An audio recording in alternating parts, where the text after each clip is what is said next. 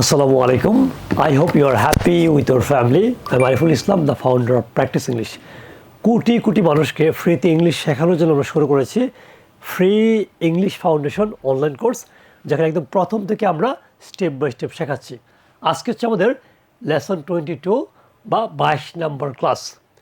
আপনি যদি আগের ক্লাসগুলো না দেখে থাকেন তাহলে আগের ক্লাসগুলো ভালো করে দেখুন, তাহলে আপনি এটা ভালো করে বুঝতে পারবেন। আজকে আমরা হ্যাভ ভার্ব দিয়ে নেগেটিভ বাক্য তৈরি করার কৌশল শিখব। যেমন আমার একটি বই আছে, আমার একটি বই ছিল, আমার একটি বই ছিল না, আমার একটি বাড়ি ছিল না, আমার একটি পরিকল্পনা ছিল না, আমার কোনো টাকা ছিল না, আপনার বাবার কোনো পরিকল্পনা ছিল না। এই কথাগুলো কীভাবে বলতে হয় সেটা আমরা শিখব। তাহলে আগের মতো সেম প্রথমে সাবজেক্টগুলোকে আপনি জানেন, সাবজেক্টগুলো খুবই সহজ। তো প্রেজেন্টে কী হবে?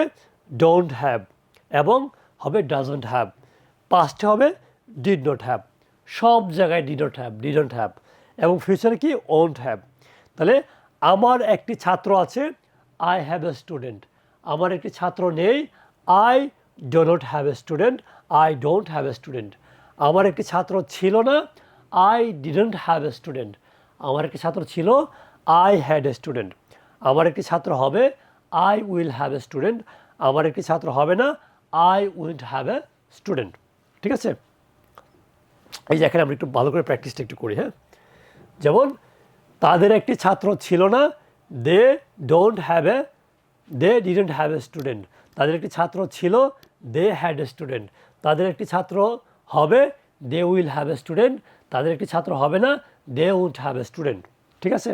এই যে এখানে দেখেন বাক্যগুলো আমরা এখানে সুন্দর করে লেখা আছে। যে আমার একজন ছাত্র নেই, I do not have a student. আমার এটা কি প্রেজেন্ট, তাহলে আমার একটি ছাত্র ছিল না, এটা কি পাস্ট, ছিল কি ছিল না।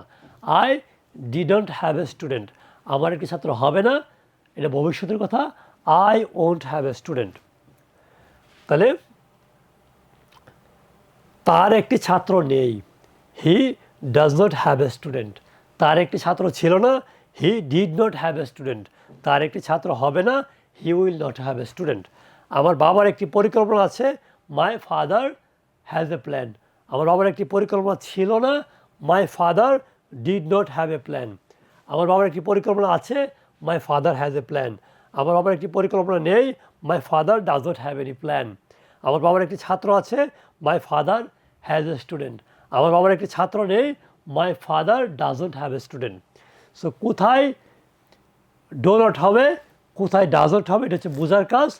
কোথায় সবগুলোতে ডিড নট হবে, কোনগুলোতে ওন্ট হবে। ঠিক আছে?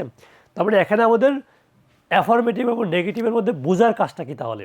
মানে আপনি কীভাবে বুঝবেন যে আপনি কি আসলে বুঝতে পারতেছেন কি পারতেছেন না, মানে আপনি কি আসলে শিখতে পেরেছেন কি না।